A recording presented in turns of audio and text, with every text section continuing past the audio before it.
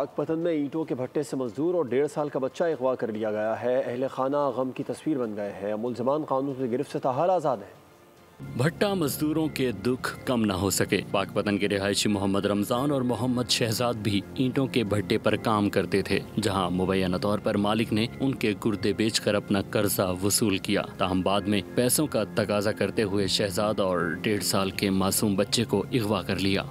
कटवा के पैसे पहले अदा किते ने, हुण फिर कहंदे 13 लाख दे जाओ तो बच्चे लै जाओगे। तो फिर मेरे बच्चों नूं दोवां, मेरे भाई नूं ते मेरे बेटे 1.5 साल दे नूं जमील लैके चुक के लैके गया है। एक रसलान लैके गया है ते एक शहजाद गुज्जर लैके गया है, एक मलक लतीफ लैके गया है, एक मियाँ अफजल है। असीं पैसे अदा कर दिते, फिर भी सानू लै साडे बच्चों नूं चुक के लै गए। मेरे मियाँ नूं तो उन्हें कुट्टिया है, उन्हें गुर्दे कटाए गए ने, उन्हें पैसे उन्हें अदा करते गए ने। फिर उन्हें मैनू मारा कुट्टा, उन्हें कहा जे तेरा भी गुर्दा काट दे कढ़ाने गए तो पैसे अदा करो।